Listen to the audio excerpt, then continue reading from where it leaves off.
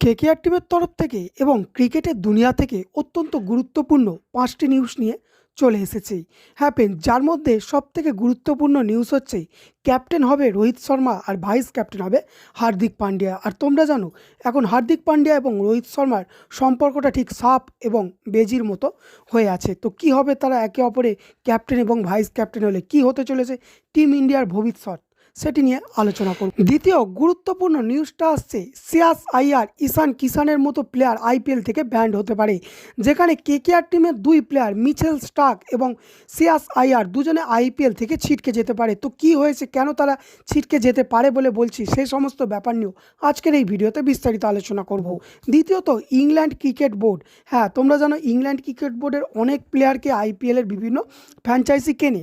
আগের বারে তোমরা দেখতে পেয়েছিলে বেন স্টোক এবং জোবরা আর্চারের মতো বড় প্লেয়ারকে কিনেও সেই সমস্ত ফ্র্যাঞ্চাইজি যেরকম সিএসকে, মুম্বাই ফেঁসে গিয়েছিল, ঠিক এবারেও লখনৌ ফেঁসে গেছে মার্ক উডকে কিনে। কিন্তু সেই মার্ক উডের বর্তমান অবস্থা কী আছে সেটিও জানাবো। অর্থাৎ KKR, MI, CSK, Sunrisers Hyderabad, RCB, Lucknow super জায়ান্টের মতো টিমকে নিয়ে আজকের এই ভিডিওতে বিস্তারিত আলোচনা করব।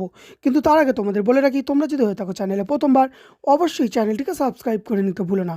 কারণ KKR, IPL, team India related, cricket related সমস্ত কিছু লেটেস্ট ভিডিও তোমরা একটি চ্যানেলের মাধ্যমেই সবার প্রথম পেয়ে যাবে। সবার প্রথম নিউজটা আসছে লখনৌ সুপার জায়ান্টের তরফ থেকে। তোমরা দেখতেই পেয়েছিলে Lucknow super giant Mark Wood খেলতে আসবে না জানিয়েছে, তার পরিবর্তে স্যাম জোসেফকে কিনে নিয়েছে লখনৌ সুপার জায়ান্ট। তো জোসেফ যথেষ্ট ভালো প্লেয়ার এটা অবশ্যই, কিন্তু তা বলে মার্ক উডের মতো নয়। কিন্তু তোমরা দেখতেই পেয়েছো এখন ইংল্যান্ডের সাথে টেস্ট ম্যাচে মার্ক উড বল করছে, কিন্তু ইংল্যান্ড ক্রিকেট বোর্ড থেকে জানানো হয়েছিল মার্ক উডের ইনজুরি আছে, যার কারণে সে আইপিএল খেলবে না। তো এটা বোঝাই যাচ্ছে সম্পূর্ণ মিথ্যাবাদী বোর্ড হচ্ছে ইংল্যান্ড ক্রিকেট বোর্ড। যেরকম জোবরা আর্চার এবং বেন স্টোককে শুধু শুধু ইনজুরির কারণ দেখিয়ে বসিয়ে রেখেছিল, ঠিক এবারে মার্ক উডকেও সেটা করেছে। তবে ভয়টা এখানেই, ইংল্যান্ডের পাশাপাশি যদি বাকি বোর্ডগুলো অর্থাৎ অস্ট্রেলিয়ার মতো বোর্ডও সেই পথে চলে মিচেল স্টার্ককে বসিয়ে দেয়, সেক্ষেত্রে কেকেআর টিমকে অনেক সমস্যার মুখে পড়তে হবে। দ্বিতীয়, তো তোমরা ইংল্যান্ড ক্রিকেট বোর্ড সম্পর্কে কি বলতে চাও অবশ্যই নিচে নিজেদের মূল্যবান বক্তব্য কমেন্টে জানাবে। দ্বিতীয় নিউজটা আসছে এমআই এর তরফ থেকে।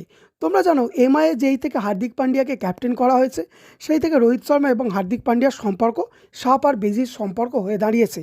সেখানেই তোমরা দেখতেই পাচ্ছ এখন হার্দিক পান্ডিয়া সম্পূর্ণ সুস্থ হয়ে গেছে, কিন্তু শুধুমাত্র তাকে সে যদি এখন ফিট সার্টিফিকেট দিয়ে দেয় এনসিএ থেকে, তাকে রঞ্জি খেলতে হবে। আর হার্দিক পান্ডিয়া রঞ্জি খেলতে চায় না, সে ডাইরেক্ট আইপিএলে এন্ট্রি নিয়ে একটা ধামাকা মাচাতে চাইছে, যার কারণে হার্দিক পান্ডিয়া নিজেকে সম্পূর্ণ সুস্থ বলে সার্টিফিকেটটা এখনও বিসিসিআইকে দিচ্ছে না।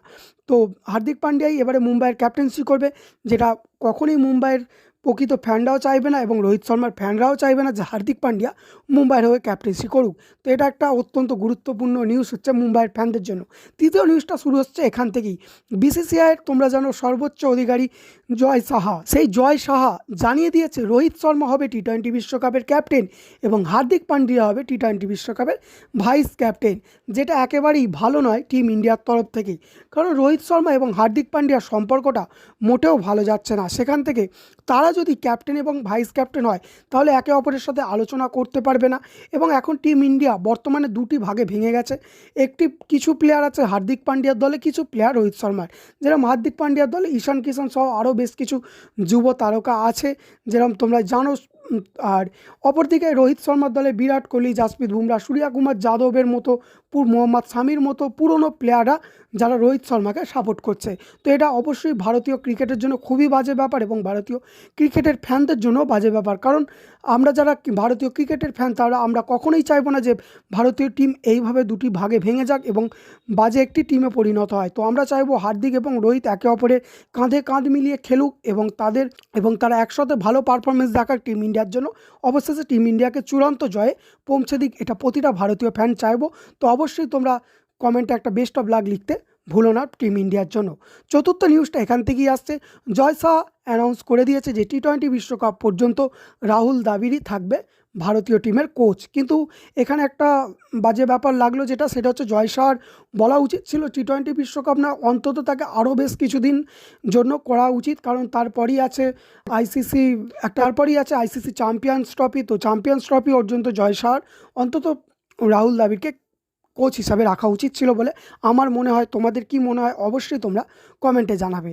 পঞ্চম নিউজটা আসছে, তোমরা জানো ইংল্যান্ডে একটা দি 100 বলে আইপিএলের নকল লিগ হয়। সেই দি 100 লিগে সিএসকে এবং সানরাইজার্স হায়দ্রাবাদ এই দুটো ফ্র্যাঞ্চাইজি নিজেদের একটি করে টিম কিনতে চলেছে। তো সেক্ষেত্রে তোমরা জানো বিশ্বের বিভিন্ন যে সমস্ত লিগ হয় সেখানে আইপিএলের অনেক ফ্র্যাঞ্চাইজি টিমগুলো আছে, সেখানে সিএসকে এবং সানরাইজার্স হায়দ্রাবাদ নিজেদের একটি করে টিম কিনতে চলেছে। হতে পারে কেকেআর টিমও কিছুদিনের মধ্যে সেখানে একটি টিম কিনবে। তাই অবশ্যই তোমরা আগে থেকেই কেকেআরের যারা ফ্যান বেস্ট উইশ কেকেআরের জন্য লিখতে ভুলো না। এবার যে গুরুত্বপূর্ণ নিউজটা আসছে সেটা হচ্ছে শ্রেয়াস আইয়ার এবং ঈশান কিষানের তরফ থেকে। তোমরা জানো শ্রেয়াস আইয়ার রঞ্জি খেলতে রাজি ছিল না, যার কারণে বিসিসিআই তাকে বলেছিল ব্যান্ড করে দেবে আইপিএল থেকে। অবশেষে জানি না এখনও পুরো ব্যাপারটা সম্পূর্ণ ক্লিয়ার হয়নি যে শ্রেয়াস আইয়ারের ওপর বিসিসিআই ব্যান্ড এনেছে কি আনেনি সেটা ক্লিয়ার হয়নি, কিন্তু ঈশান কিষানের ওপরও এখন রেগে গেছে বিসিসিআই। বিসিসিআই জানিয়েছে ঈশান কিষানকে ব্যান্ড করতে পারে যদি সে রঞ্জি না খেলে। শুধু তাই নয়, তোমরা জানো ঈশান কিষান বিসিসিআইকে না জানিয়ে কন বানেগা করোড়পতিতে খেলতে গিয়েছিল, যেখান থেকেই বিসিসিআই তার থেকে কৈফিয়ত চেয়েছিল যে সে কেন গেছে বিসিসিআইকে না জানিয়ে। সেই কারণে কোনো রকম ঈশান কিষান জবাব দিতে পারেনি বিসিসিআইকে, তার কারণেই জয় শাহ সম্পূর্ণ বিসিসিআই ম্যানেজমেন্ট রেগে আছে ঈশান কিষানের ওপর। এখন ঈশান কিষানকে রঞ্জি খেলার জন্য বলা হয়েছে, কিন্তু সে রঞ্জি খেলতে চাইছে না।